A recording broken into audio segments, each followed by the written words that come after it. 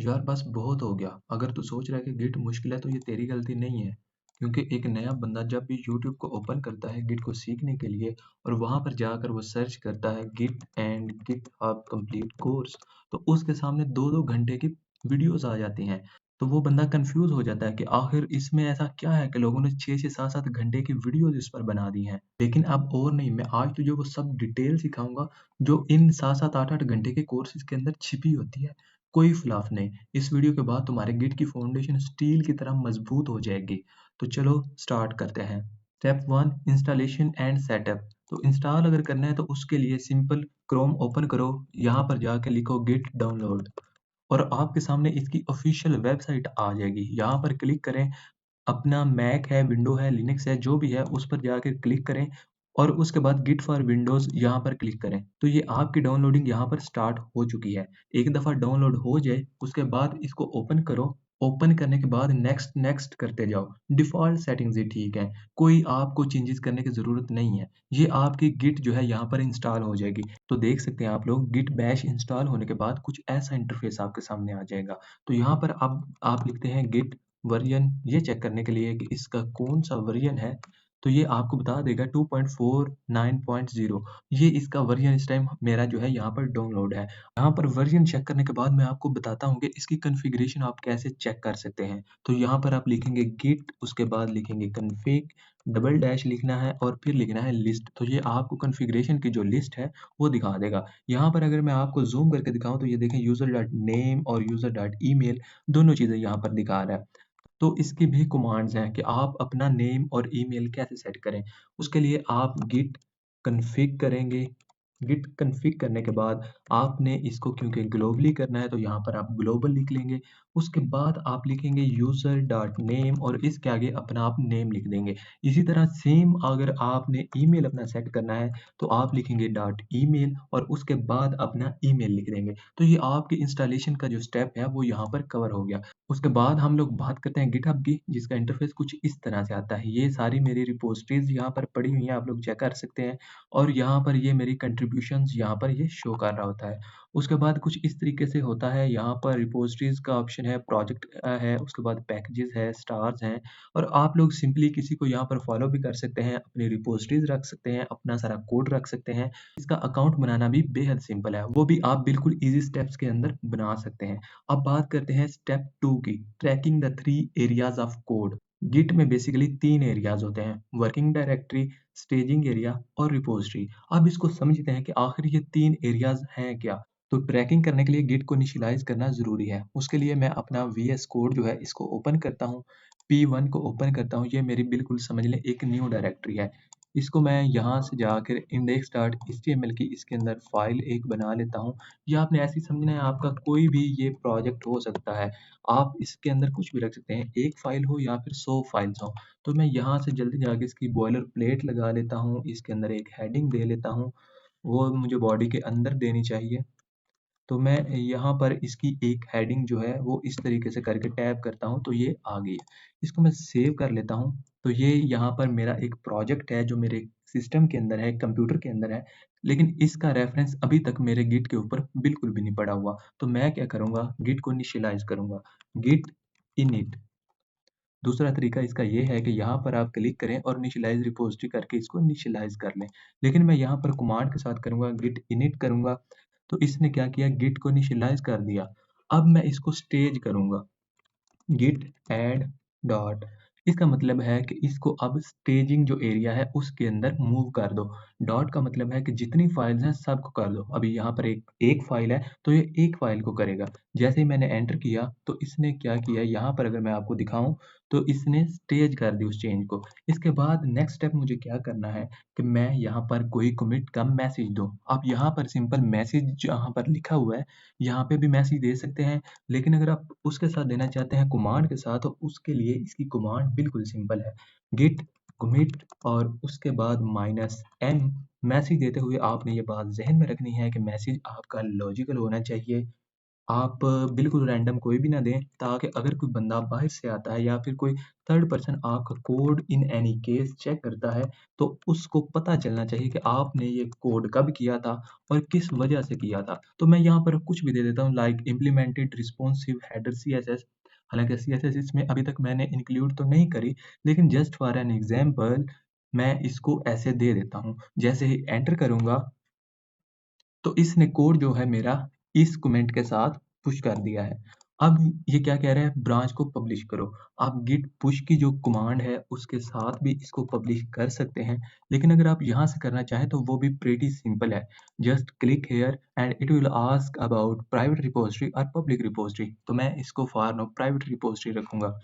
मैंने private repository रखा तो इसने क्या किया, मेरी वहाँ पर एक प्राइवेट रिपॉजिटरी P1 के नाम से जनरेट कर दी। अब मैं यहाँ पर आता हूँ, आकर देखूंगा कि ये देखें अपडेटेड नाउ, यहाँ पर ये मेरी एक रिपॉजिटरी इसने P1 के नाम से ऐड कर दी। अब मेरा कोड जो है वो गिट पर जा चुका है। तो गिट पर कोड भेजने के बाद अगर मैं आपको यहाँ पर ब्रांचेस अपनी दिखाऊं, यहीं से दिखाता हूँ गिटहब का जो मेरा इंटरफेस है। तो यहाँ पर इसको मैं ओपन करता हूँ। इसके अंदर अभी तक सिर्फ एक ही ब्रांच है, मास्टर। हम आगे चल के और ब्रांचेस बना के उस पर भी बात करेंगे कि आखिर ब्रांचिंग स्ट्रेटजी होती क्या है। अब हम आगे चलते हैं स्टेप 3 की तरफ, सिंक्रोनाइजेशन द रिमोट टीम। अब हम रिमोट सर्वर गिटहब से काम करेंगे। यहाँ 3 तरीके हैं कोड सिंक करने के। फॉर एग्जांपल आप यहाँ पर मौजूद हैं गिटहब के ऊपर और आपको किसी की जो रिपॉजिटरी है उसको क्लोन करना है अपने सिस्टम के अंदर। तो आप सिंपली क्या करेंगे, अगर तो आपके पास रिपॉजिटरी का लिंक है तो वेल एंड गुड, अदरवाइज आप यहाँ पर जाएँ और सर्च करें कुछ भी, लाइक मैं यहाँ पर कैलकुलेटर सर्च करता हूँ। कैलकुलेटर जैसे मैंने सर्च किया तो जितने भी लोगों की कैलकुलेटर से रिलेटेड रिपॉजिटरी यहाँ पर मौजूद होगी वो क्या करेंगे, उनकी रिपॉजिटरी मुझे शो हो रही है। अब मैं यहाँ से कोई भी एक, लाइक जी जावास्क्रिप्ट के अंदर बना हुआ है एंड्रियो अगेन के नाम से एक रिपॉजिटरी है, इसको ओपन करता हूँ। तो ये देखें यहाँ पर मुझे इसका लिंक मिल रहा है, ये इसका लिंक है। इसको मैं कॉपी करूँगा और उसके बाद मैं ओपन करूँगा इसकी एक न्यू विंडो विजुअल स्टूडियो की। इसको कॉपी करने के बाद यहाँ पर मैं आ जाऊँगा, ये ऑप्शन दे रहा है क्लोन गिट रिपॉजिटरी। अब आप इसको कमांड के थ्रू भी कर सकते हैं, मतलब आप टर्मिनल को ओपन करें, उसके अंदर कमांड लिखें गिट क्लोन और उसके बाद जो रिपॉजिटरी है उसका यूआरएल पेस्ट करें। लेकिन यह भी सेम ही काम करता है, क्लोन फ्रॉम गिटहब। और यहाँ पर मैं रिपॉजिटरी जो है उसका लिंक देता हूँ, तो ये क्या करेगा, मेरे से पूछेगा कि आप इसको कहाँ पर स्टोर करना चाहते हैं। तो मैं प्रोजेक्ट्स के अंदर जाऊँगा, यहाँ पर रेपो के नाम से एक फ़ोल्डर है, उसके अंदर मैं इसकी डेस्टिनेशन को सेट कर दूँगा। तो यहाँ पर देखिए अब क्या हुआ, इसने मुझे पूछा कि would you like to open the cloned repository. तो जी हाँ, मैं इसको ओपन करना चाहता हूँ। एक दफ़ा मैंने इसको ओपन कर लिया। हाँ, यहाँ पर एक और चीज़ आपको बता दूँ कि आपने इसको ओपन करने से पहले फॉर एग्ज़ाम्पल चेक करना है कि क्या ये कोड जो है वो चीज़ है जो मैं ढूँढ रहा हूँ या फिर नहीं। तो आप सिंपली यहाँ पर आएँ यूआरएल में और डॉट कॉम से पहले आप लिखें 1s। ये क्या करेगा, एक नया इंटरफ़ेस आपके सामने ले आएगा, जहाँ से इज़िली आप बगैर क्लोन किए कोड को रीड कर सकते हैं। अब देखें यहाँ पर readme.md की जो फ़ाइल है, इसके अंदर कैलकुलेटर का जो आइकन है, उसके बाद npm install, npm start, यानी कि सारी इन्फॉर्मेशन आप यहाँ से इज़िली चेकआउट कर सकते हैं। इसमें कौन-कौन से चीज़ें यूज़ हो रही हैं, कौन-कौन सा कोड पड़ा है, कौन-कौन सी फ़ाइल है, हर एक चीज़ ईज़ी टू एक्सेस है। यहाँ से आप इज़िली चेक कर सकते हैं, कोड को कॉपी कर सकते हैं या फिर खुद से टेस्ट भी कर सकते हैं। इवन हर एक चीज़ यहाँ से ईज़ी टू रीडेबल है। आप इसको जज कर सकते हैं यहाँ से कि आप ये चीज़ ढूँढ रहे हैं या नहीं। और यहाँ पर एक अटेंशन भी आ रही है, this page is not officially provided by GitHub, but अगर आपने सिर्फ टेस्टिंग के पर्पज़ के लिए करना है तो इसका कोई इश्यू नहीं है। अब वापस आते हैं और बात करते हैं कि हमने जो रिपॉजिटरी क्लोन करी थी, वो हमारे पास यहाँ पर ओपन हो चुकी है। अब आप क्या काम करना है कि अगर सबसे पहले मैं इसकी मास्टर ब्रांच देखें, यहाँ पर इसकी जितनी ब्रांचेज़ हैं, जितनी हिस्ट्री है, वो अभी पिछली जो जिस बंदे का काम किया हुआ है, उसके साथ लिंक है। और गिट लेंस की जो एक्सटेंशन है, अगर आपके पास वो मौजूद है एक्सटेंशन, तो वो क्या काम करती है, यहाँ पर इसका जितनी हिस्ट्री है, उसको शो करवाती है कि ये बंदा है, इसने कब काम किया था, हर एक चीज़ यहाँ पर मेंशन्ड है। आप हर एक लाइन के बारे में लिख सकते हैं। अगर किसी भी लाइन को अभी मैं पुश करता हूँ, तो ये मेरा नाम यहाँ पर शो करेगा और ये कौन-सा नाम शो करेगा, जो हमने गिट बैश के अंदर यहाँ पर हमने नाम अपना दिया होगा। ये वही यहाँ पर भी शो कर रहा होगा। ओके, तो चलो अगले स्टेप की बात करते हैं। Step 4, pro developer secrets. अब देखें, यहाँ पर ये किसी और की रिपॉजिटरी थी। मेरे पास ना तो कोई लाइसेंस से रिलेटेड डिटेल है और ना ही मेरे पास हो सकता है इसकी कोई एक्सेस हो, क्योंकि इसका ऑथर कोई और है, काम किसी और का है। तो यहाँ पर अगर मैं आपको ओपन करके दिखाऊँ कि कौन सा हमारा प्रोजेक्ट था, रेपो के अंदर जाता हूँ, तो ये यहाँ पर आप लोग देख सकते हैं कैलकुलेटर के नाम से आ चुका है। इसको ओपन करता हूँ, यहाँ पर ये एक फ़ोल्डर है डॉट गिट का। अब अगर आप इसको यहाँ से डिलीट करें, तो यहाँ से भी ईज़िली कर सकते हैं, लेकिन मैं आपको यहाँ से टर्मिनल से ही इसको रिमूव करके दिखाता हूँ। तो यहाँ से हम इसको आखिर कैसे रिमूव करेंगे? यहाँ पर आएँ, आप लिखें रिमूव, उसके बाद लिखें आइटम, रिमूव आइटम लिखने के बाद आगे लिखना है आपने रिकर्स। इसके बाद आपने इसको फ़ोर्स करना है और कौन-सा फ़ोल्डर डिलीट करना है, डॉट गिट का। अब जैसे ही आप इस पर क्लिक करेंगे, तो ये क्या करेगा, गिट का जो फ़ोल्डर है, जो हिडन होता है, उसको डिलीट कर देगा। अब आपको कैसे पता चलेगा कि इसने डिलीट कर दिया है? ये ऑटोमैटिकली थोड़ी देर बाद यहाँ से अगर आप ओपन करेंगे, तो यहाँ से देखें अब हिस्ट्री आपको शो कोई भी नहीं करवा रहा। उसके बाद आपको यहाँ पर 1-2 कमांड्स और मैं बता देता हूँ, जिनको आप इन फ्यूचर यूज़ कर सकते हैं। अगर आप हिस्ट्री रिमूव करने के बगैर उसको ट्राई करते हैं, वो कौन सी हैं, गिट रिमोट रिमूव ओरिजिन। इससे क्या होता है, आपकी कोई भी अगर रेपो आपने क्लोन की है, उसकी जो ओरिजिन होगी, जो वो जिस बंदे के साथ लिंक होगी, उसको आप ऐसे रिमूव कर सकते हैं। लेकिन अभी हमें ये बता रहा है नॉट अ गिट रिपॉजिटरी, क्योंकि हमने इसको रिपॉजिटरी वहाँ से रिमूव कर दिया हुआ है। तो ये आप लोग यूज़ कर सकते हैं रिमोट रिमूव ओरिजिन वाली जो है। अब हम बात करते हैं अपने स्टेप 5 के बारे में, branching strategy, the pro workflow, जो कि आप मोस्टली यूज़ कर रहे होते हैं जब आप अपने किसी फ्रेंड सर्कल के साथ या फिर आप अपना फाइनल ईयर प्रोजेक्ट बना रहे हैं, तो हो सकता है कि आप 3 डिफरेंट लोग डिफरेंट लोकेशन से अपना प्रोजेक्ट कर रहे हों। एक बंदा किसी एक फीचर पर काम कर रहा है, दूसरा बंदा दूसरे फीचर पर काम कर रहा है, तो तब आपकी जो ब्रांचिंग स्ट्रैटेजी है, वो यूज़ होती है। और इवन अगर आप किसी कंपनी में हैं, तो वहाँ पर तो ये मस्ट होती है। तो ब्रांचिंग स्ट्रैटेजी पर बात करने से पहले हमें अगेन यहाँ पर गिट इनिट करना पड़ेगा, क्योंकि हमने इसको पहले एक दफ़ा रिमूव कर दिया हुआ है। गिट इनिट करने के बाद मैं यहाँ पर आपको दिखाता हूँ, इस ये जितनी चेंजेज़ हैं, इनको मुझे स्टेजिंग में लेके जाना है। स्टेजिंग में लेके जाऊँगा, उसके बाद यहाँ पर मैं क्या लिखूँगा, अपना एक मैसेज लिखूँगा कि ये मैं क्या कर रहा हूँ। उसके बाद मैं यहाँ पर फ़ीड और उसके बाद अपना जो भी मैं मैसेज लिखना चाहता हूँ, यहाँ पर लिख सकता हूँ। लाइक यहाँ पर ये कैलकुलेटर है, तो मैं यहाँ पर लिखूँगा first working flow without database. तो ये मेरा पहला जो कमेंट है, वो इसके साथ फिर यही शो करेगा। मैंने इसको कमिट किया, ये मुझे कह रहा है कि ब्रांच को पब्लिश करो। पब्लिश ब्रांच पर जाता हूँ, तो ये कह रहा है प्राइवेट रिपॉज़िटरी बनानी है या फिर पब्लिक।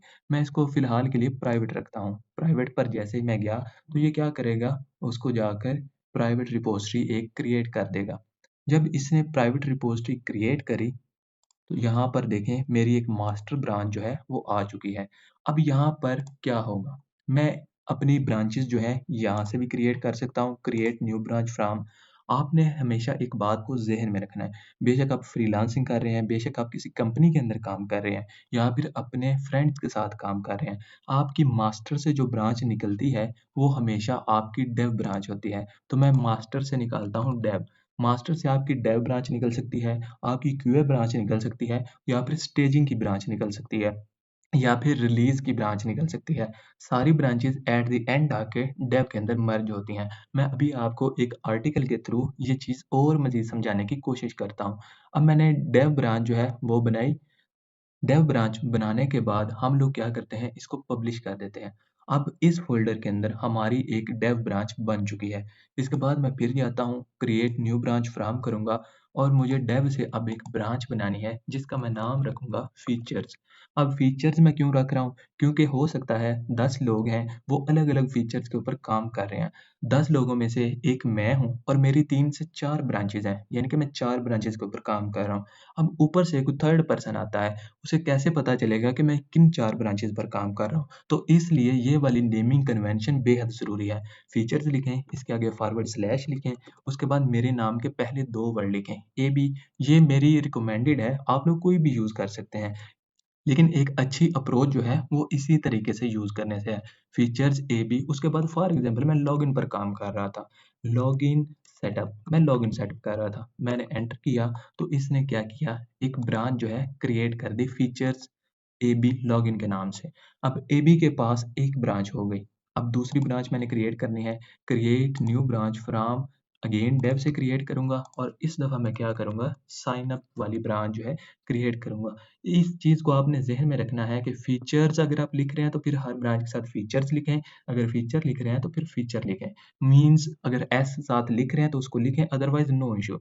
फॉरवर्ड स्लैश उसके बाद लिखता हूँ ए बी, उसके बाद लिखता हूँ sign up setup. Sign up setup लिखने के बाद इसको मैं करता हूँ एंटर। जैसे ही इसको मैंने एंटर किया तो ये कहेगा पब्लिश करो इस ब्रांच को। तो मैंने इसको पब्लिश कर दिया। अब हमारी ए बी के नाम से 2 ब्रांचेज़ होगी। अब मैं चाहता हूँ कोई एक और XYZ बंदा कोई भी आता है, वो इस पर काम करता है।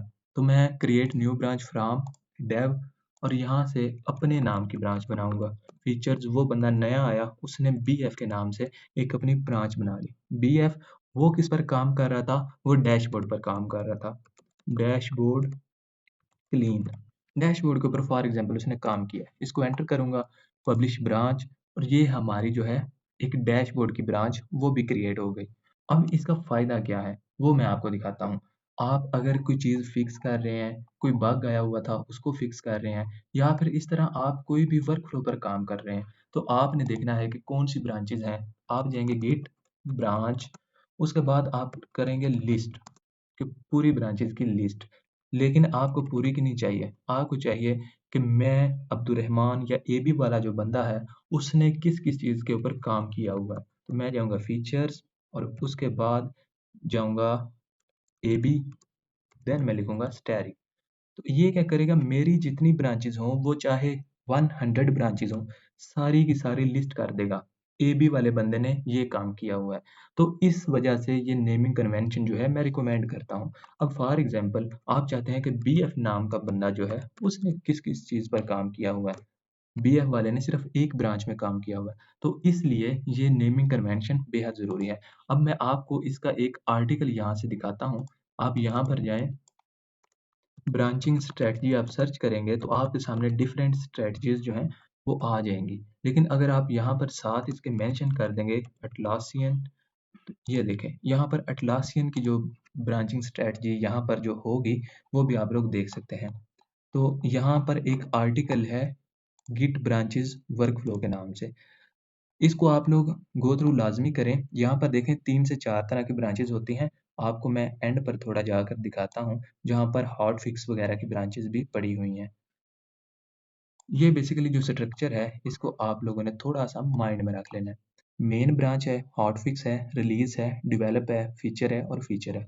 फॉर एग्ज़ाम्पल यहाँ से आपका प्रोजेक्ट स्टार्ट हुआ V01 से, 0.1 से। ये आपके डिफरेंट वर्जन्स होते हैं जो डिप्लॉय होते हैं आपके सर्वर पर। और ये हॉटफिक्स फॉर एग्ज़ाम्पल काम के दौरान कोई आपका एरर आ गया, बग आ गया, जिसको आपने फिक्स करना है तो आपका प्रोजेक्ट चलेगा। ये उसके लिए अलग एक ब्रांच बनती है, ठीक है? मेन से आपकी डेव ब्रांच निकलती है, ये पर्पल कलर के जो डॉट्स हैं ये आप यहाँ से चेकआउट कर सकते हैं। अब डेव से आपके दोनों फीचर्स की अलग-अलग ब्रांचेज़ निकल आई। अब फीचर की जो नीचे वाली ब्रांच है ये यहाँ तक काम हुआ, लेकिन उसके बाद ये फीचर चला गया, ये आगे प्रोडक्शन पर नहीं गया। तो ये फीचर यहाँ पर रह जाएगा, ये आगे कोड में मर्ज नहीं होगा। लेकिन दूसरा feature for example sign in या साइन अप का था, तो वो कंप्लीट हुआ, वापस देखें जाकर ऊपर डेव में मर्ज हो गया। एक दफ़ा वो डेव में मर्ज हुआ, उससे रिलीज़ बनेगी, रिलीज़ आपकी डिप्लॉय होगी और उसके बाद जो आपका कोड है वो दोबारा मेन के अंदर मर्ज हो जाएगा और फिर उससे दोबारा आपकी डेव ब्रांच ली जाएगी और फिर ये जो एंड पर पर्पल डॉट है, ये आपका इसी तरीके से फ्लो चलता जाएगा। हर नए वर्जन में, हर नए फीचर में आप मेन से डेव ब्रांच लेंगे, डेव से फीचर बनेगी, फीचर जब कंप्लीट होगा वो दोबारा डेव में मर्ज होगा। उसके बाद वहाँ से फिर आपकी रिलीज़ निकलेगी और रिलीज़ जब आपकी डिप्लॉय हो जाएगी तो वो दोबारा मेन के अंदर जाकर मर्ज हो जाएगी। तो इस तरीके से हमारी जो गिट की ब्रांचेज़ स्ट्रैटेजी हैं, वो काम करती हैं। इसके अलावा कुछ और कमांड्स हैं जिनको आप चेकआउट कर सकते हैं, लाइक रिवर्ट करने के लिए है, गिट पुश करने के लिए है, गिट पुल करने के लिए है। आपने फॉर एग्जांपल कोई कोड किसी ब्रांच के अंदर पुश कर दिया। अब मैं यहाँ पर फॉर एग्जांपल कुछ भी पुश कर देता हूँ, लाइक एग्जांपल के तौर पर मैं एग्जांपल ही यहाँ पर जो है वो पुश कर देता हूँ। ये मेरा एक चेंज हो गया, इसको मैंने सेव करा, तो ये देखिए यहाँ पर एक चेंज मुझे शो करवा रहा है। ठीक है, इसने मुझे शो करवाया, मैं क्या करूँगा, इसको स्टेज स्टेज करूँगा। जैसे ही ये स्टेज होगा, यहाँ पर मुझे एक मैसेज देना है, फीड, और यहाँ पर फर्स्ट कमिट फॉर टेस्टिंग। अब मैं क्योंकि ये टेस्टिंग के लिए कर रहा हूँ, तो इसलिए मैं इस तरह का नाम दे रहा हूँ। जैसे ही मैं इसको कमिट करूँगा, तो ये इसने कोड कहाँ पर पुश किया है अभी? ये कोड इसने अभी बीएफ ब्रांच जो है उसमें डैशबोर्ड क्लीन है, उसके अंदर इसने पुश किया है। यहाँ पर इसने कोड पुश कर दिया। अब मैं आपको यहाँ से दिखाता हूँ। यहाँ से आप अपने गिटहब में जाएँगे। जैसे यहाँ पर आप अपने रिपॉजिटरीज़ में जाएँगे, तो यहाँ पर आप देखेंगे सेम नाम से आपकी एक रिपॉजिटरी जो है वो बन चुकी होगी। मैं इसको ओपन करता हूँ, तो यहाँ पर हमारी एक कैलकुलेटर के नाम से रिपॉजिटरी पड़ी हुई है। इसको मैंने ओपन किया, तो यहाँ पर ये मुझे कह रहा है, जो मैंने अभी डैशबोर्ड क्लीन के अंदर एक कोड किया था, उसको कह रहा है कि इसको तुम पुश करो, मतलब कि पुल रिक्वेस्ट बनाओ। अब अगर आप किसी टीम के अंदर काम कर रहे हैं, तो वहाँ पर आपने इस बात को ज़हन में रखना है कि आप खुद कभी भी पीआर को अप्रूव नहीं करते। ये आपकी पीआर जो है, आपके टीम लीड के पास जाती है, वो इसको अप्रूव करता है। यहाँ पर मैं इसको क्या करता हूँ, कंपेयर एंड पुल रिक्वेस्ट, तो यहाँ पर अपनी आप डिस्क्रिप्शन भी लाज़मी लिखा करें कि आपने क्या काम किया है और क्या चीज़ आप पुश करने जा रहे हैं। यहाँ पर क्रिएट पुल रिक्वेस्ट पर मैं क्लिक करता हूँ, तो ये देखें क्या कर रहा है, इसको चेक करेगा। इसने चेक किया, इसने कहा जी हाँ, ये हो सकती है पुश। मैं अब क्या करूँगा, यहाँ पर इसको मर्ज पुल रिक्वेस्ट करके और यहाँ पर इसको कन्फर्म मर्ज कर दूँगा। अब ये इसने क्या किया है, डेव ब्रांच के अंदर भी, मास्टर के अंदर सॉरी, इसने इसको मर्ज कर दिया है। अब मेरी मास्टर ब्रांच जो है वो भी लेटेस्ट हो गई और मेरी डैशबोर्ड क्लीन वाली भी लेटेस्ट होगी। मैं जाता हूँ डेव ब्रांच के अंदर। डेव ब्रांच में मैं चला गया। यहाँ पर अब डेव ब्रांच के अंदर सिर्फ एक कमिट पड़ा हुआ है, दूसरा कमिट मेरे पास नहीं है। तो मैं क्या करूँगा, गिट पुल ओरिजिन मैंने कहाँ से लेना है, मास्टर से। मास्टर से लेना है। जैसे ही क्लिक करूँगा, तो ये जो मास्टर है वहाँ से चेंजेस जो है ले आएगा, जो अभी हमने की थी। अब मेरी डेव ब्रांच है वो भी लेटेस्ट होगी। इसके बाद ए बी या बी एफ कोई भी बंदा जो आता है, वो नेक्स्ट डे आया, उसने अपना काम स्टार्ट करना है फॉर एग्जांपल, तो वो क्या करेगा, सिंपली आकर अपने सिस्टम में ओपन करेगा अपने नाम की ब्रांच। अब for example feature A B sign up वाला जो है उस बंदे ने काम करना है। अब डेव ब्रांच उसकी ऊपर पड़ी हुई है, लेकिन उसकी जो अपनी ब्रांच है उसका कोड पीछे है, तो वो क्या करेगा, गिट पुल ओरिजिन डेव। इसका ओरिजिन डेव होगा क्योंकि इसने अपनी ब्रांच जो है वो डेव से ली थी। जैसे ही ये करेगा, तो ये डेव से क्या करेगा, लेटेस्ट कोड लेके आएगा। इसने डेव से लेटेस्ट लिया, यहाँ पर सिंक करूंगा मैं, तो ये इस ब्रांच के ऊपर भी लेटेस्ट कोड आ गया। अब लॉगिन वाली जो है उस पर अभी तक लेटेस्ट नहीं आया, वो अभी तक पीछे है। अब फॉर एग्जाम्पल इन फ्यूचर कुछ ऐसा होता है कि लॉगिन का जो फीचर है उसको खत्म कर देते हैं, तो वो वाली ब्रांच वहीं पर पड़ी रहेगी। ना तो उसकी तरफ से कोई कोड पुश हुआ और ना ही कोई कोड डेव में या फिर मेन के अंदर मर्ज हुआ। तो कुछ इस तरीके से करके गिट का सारा जो वर्क फ्लो है वो चलता है और इस तरह कंपनीज में भी काम होता है। अगर आपको कभी मौका मिले वहां पर काम करने का, तो इन्हीं चीजों से आप गो थ्रू हो रहे होंगे। इसके अलावा यार कुछ और ऐसी कमांड्स हैं जिनका आप चेकआउट कर सकते हैं, लाइक गिट रीसेट है, उसके बाद रिवर्ट है। आपने कोड पुश किया, तो आप उसको पुश नहीं करना चाह रहे थे, तो आप गिट रिवर्ट कर सकते हैं। इसके बाद एक और चीज़ है, फॉर एग्जांपल यहाँ पर मैं कुछ भी लिख रहा हूँ, मैंने यहाँ पर कोई भी चीज़ जो है वो पुश कर दी। अब मैंने यहाँ पर काम किया, इसके अंदर एरर थे या कुछ भी था, मैं फॉर एग्जांपल इसको ऐसे ही कर देता हूँ। तो जैसे ही मैं इसको सेव करूँगा, ये मेरी साइन अप जो ब्रांच है इसके अंदर ये चीज़ चली गई। अब यहाँ पर ये आई, मैं चाहता हूँ कि यार ये काम जो मैंने इतना कर लिया है, इसको मैं फिर कभी करूँगा। मैं चाहता हूँ कि अभी मैं कोई और काम कर लूँ। इसके 2 मेथड हैं, या तो मैं इसी ब्रांच के अंदर इन चीज़ों को स्टैश करके काम कर सकता हूँ, या फिर मैं दूसरी ब्रांच में जा सकता हूँ। अब स्टैश करना क्या होता है, यहाँ पर आप आएँगे स्टैश अनस्टेज्ड चेंजेज़, इसको मैं स्टैश करूँगा, ये कहता है स्टैश के लिए मैसेज दो। तो मैं यहाँ पर ये करता हूँ कि ये मैंने एग्जाम्पल के लिए किया था, कंप्लीटेड फॉर एग्जाम्पल।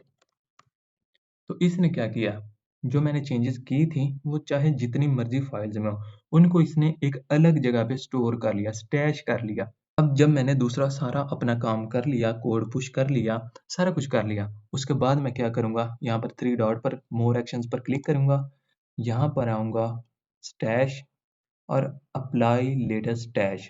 ये स्टैश हर स्टैश आपका एक स्पेसिफिक नंबर के साथ स्टोर होता है। मैं लेटेस्ट करूँगा, जो मेरा लेटेस्ट होगा वो यहाँ पर मुझे शो हो जाएगा। इसके बाद मैं इसको या तो रिवर्ट करूँ या फिर कमेंट करना चाहूँ, कुछ भी करना चाहूँ कर सकता हूँ। तो ये ओवरऑल स्ट्रक्चर है, इसके अलावा मुझे नहीं लगता कोई ऐसी चीज़ है जिनको एज़ अ बिगिनर आपको गिट के बारे में पता होना चाहिए। अगर आपको इतना सारा वर्कफ़्लो पता है जो मैंने अभी इस वीडियो के अंदर सारा एक्सप्लेन करा है, तो आप इसके अंदर वेल एंड गुड हैं। आप अपना इंटरव्यू भी क्लियर कर सकते हैं गिट के रिलेटेड और इसके अलावा आप किसी कंपनी के अंदर किसी फ्रीलांसिंग जो है पेयर है, ग्रुप है, उसके अंदर भी ईज़िली अपने टास्क परफ़ॉर्म कर सकते हैं। उम्मीद है ये वीडियो आपको इंटरेस्टिंग लगी होगी और आपको इसके अंदर गिट के बारे में सारी इन्फॉर्मेशन जो आपको चाहिए, वो मिल चुकी होगी। मिलते हैं किसी नेक्स्ट वीडियो में, तब तक के लिए गुड बाय।